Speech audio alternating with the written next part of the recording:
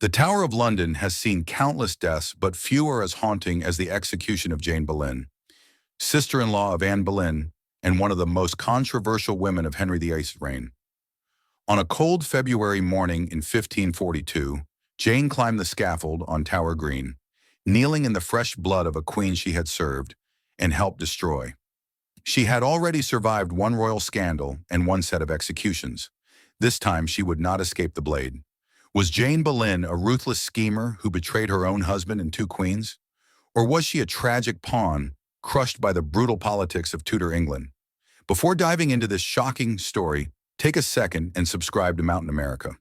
If you want more real, unfiltered history, dark executions, royal scandals, and the stories your school never told you, hit subscribe now. Turn on notifications and join a community that actually wants the truth about the past. Jane Parker, better known to history as Jane Boleyn, was born into the Norfolk nobility around 1505. Her family was well connected, and through a maze of shared ancestors, she was distantly related to Henry VIII himself. Like many ambitious families, the Parkers knew that true power flowed through the royal court, so they sent teenage Jane to serve in the household of Catherine of Aragon, Henry's first queen. Court life was dazzling and dangerous. In 1520, Jane traveled with the royal entourage to France for the famous Field of the Cloth of Gold, a massive diplomatic showpiece where Henry VIII and the French king, Francis III, tried to outshine each other with tournaments, feasts, and displays of wealth. Young Jane performed as a dancer and actress in court entertainments. She was considered attractive, poised, and talented, often mentioned alongside two other rising stars of the court, Mary and Anne Boleyn. In 1525, Jane's life changed forever. She married George Boleyn, the charming and ambitious brother of Anne Boleyn.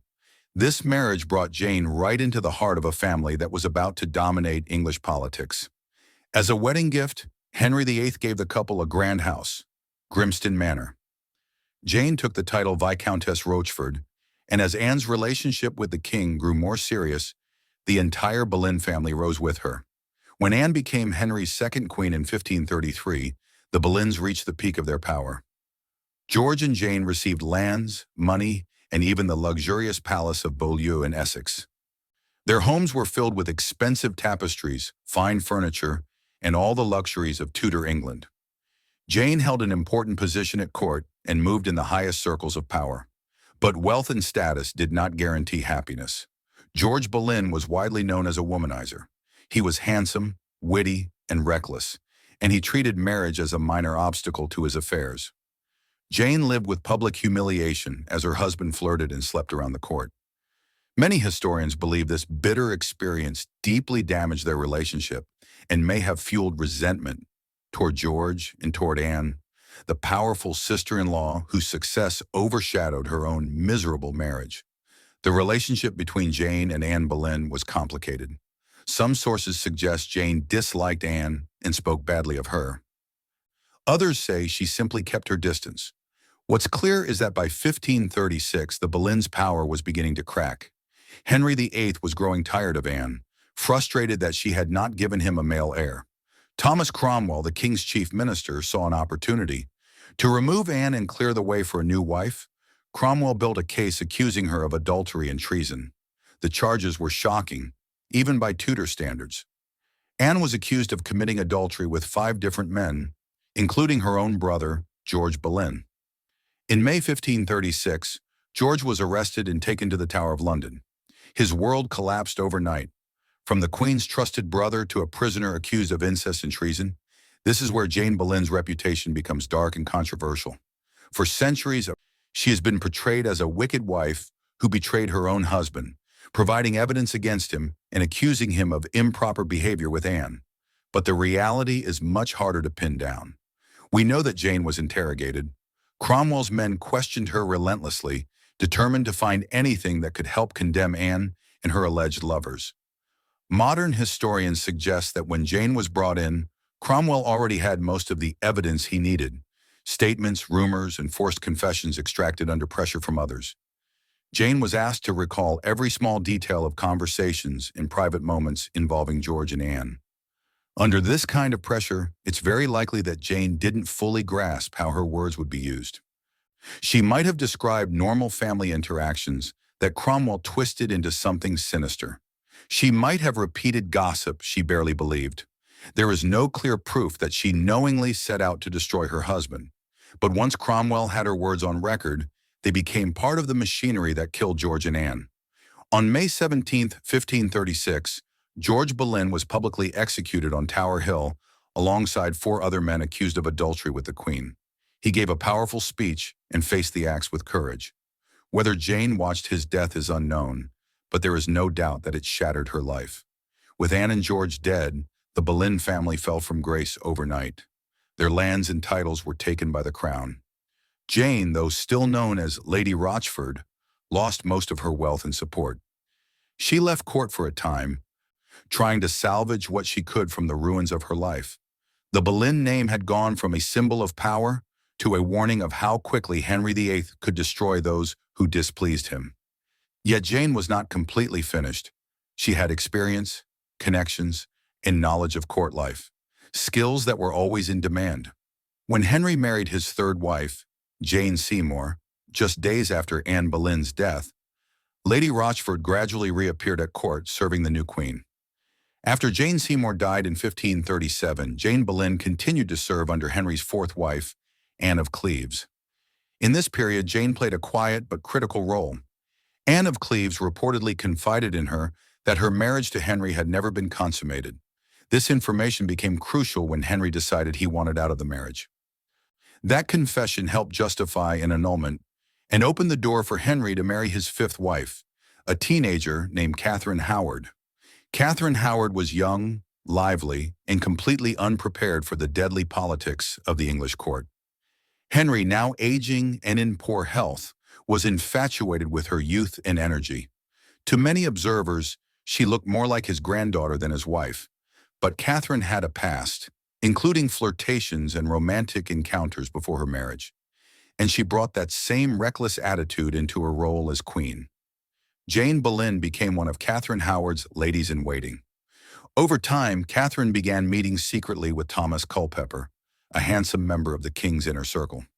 Culpepper was close to Henry, but he was closer to Catherine in age and charm, and soon rumors of a dangerous relationship began circulating.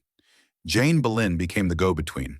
She arranged meetings, stood guard outside doors, and helped cover the Queen's tracks. She did not just look the other way, she actively facilitated these secret encounters. Why? Historians can only guess. Maybe she pitied Catherine, trapped in a marriage to a much older, increasingly unpredictable king. Maybe she enjoyed the thrill of court intrigue, or maybe she believed Catherine's favor would protect her. Whatever her reasons, Jane knew exactly how risky this behavior was. She had watched Anne Boleyn die after being accused of adultery. She knew Henry's paranoia and cruelty, and yet she still helped Catherine see Thomas Culpepper in private. In the summer of 1541, while the royal court traveled on progress through the north of England, the Queen and Culpepper met repeatedly in secret, meetings arranged and protected by Lady Rochford. Other members of the household noticed, but few dared speak up. The danger grew with every nighttime meeting, until eventually the truth began to leak out. The scandal broke not from the beds of the court, but from Catherine's past. A man named John Lascelles told Archbishop Thomas Cranmer that Catherine had behaved inappropriately before her marriage, mentioning old lovers and indiscretions. Cranmer investigated, and soon he uncovered both Catherine's past and her present. The Queen's secret meetings with Thomas Culpepper could no longer be denied. Henry VIII reacted with a mix of humiliation and fury. The rose without a thorn, as he had once called Catherine, had betrayed him. Catherine was arrested and confined. Culpepper and Frances Derham, another of her earlier lovers, were interrogated, tortured, and condemned. And Jane Boleyn, once again, found herself trapped in the middle of a royal scandal involving adultery and treason. Jane was arrested and sent to the Tower of London. The women who had known about Catherine's affair turned against her, claiming she had pushed the Queen into these meetings and made them possible. Under questioning, Jane broke. Reports describe a complete mental collapse. She became so disturbed and incoherent that officials labeled her insane. Under English law at the time, this should have saved her. Traditionally, people judged insane were not executed. But Henry VIII wanted both Catherine and Jane dead. He was not going to let the law get in the way. So Parliament passed a brutal solution, a special act declaring that even those who had gone mad could still be executed for treason. This act of attainder condemned both Catherine Howard and Jane Boleyn without a formal trial. Their deaths were set for February 13, 1542, to take place on Tower Green inside the Tower of London. Private executions reserved for high-ranking people. On that cold morning, 19-year-old Catherine Howard was led to the scaffold first. She was terrified but managed to give a short speech, asking for forgiveness and prayers. Then she knelt, placed her head on the block, and the executioner ended her life with one clean stroke. Jane Boleyn followed. Whatever madness had consumed her in her cell, witnesses say she faced her death with striking calm. She walked to the scaffold, stepping where Catherine's blood still stained the wood. She knelt in that blood and addressed the small crowd gathered to watch. Sources say she confessed her sins and asked God for mercy. Some accounts claim she mentioned her husband George and Anne Boleyn, though the exact words are lost. Then she did what she had seen so many others do before her. She positioned her head on the block. The executioner raised his axe, and with a single swing, ended the life of Jane Boleyn, Lady Rochford. She was about 36 years old. Her body was placed in a simple wooden chest and carried into the nearby chapel of St. Peter at Vincula, where she was buried in an unmarked grave alongside Catherine Howard, Anne Boleyn, George Boleyn, and others executed under Henry VIII. Under the stones of that small chapel lie the remains of 3 queens and several of the most tragic figures of Tudor England.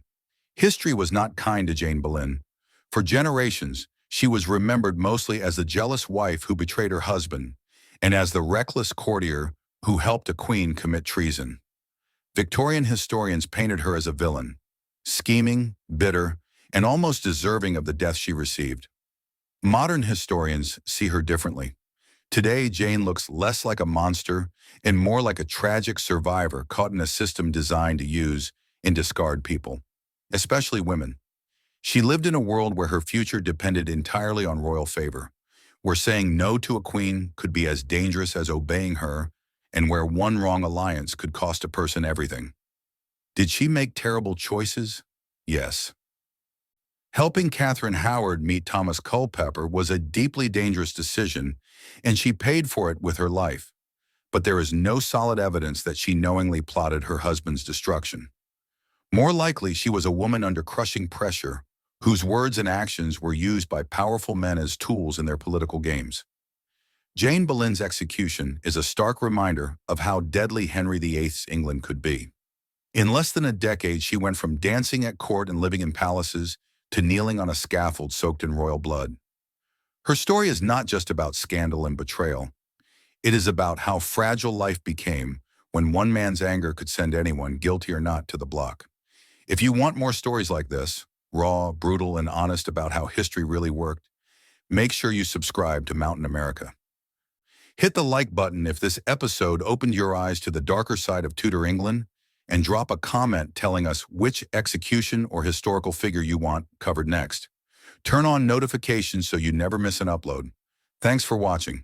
The past was far more ruthless than you were ever taught, and we are just getting started.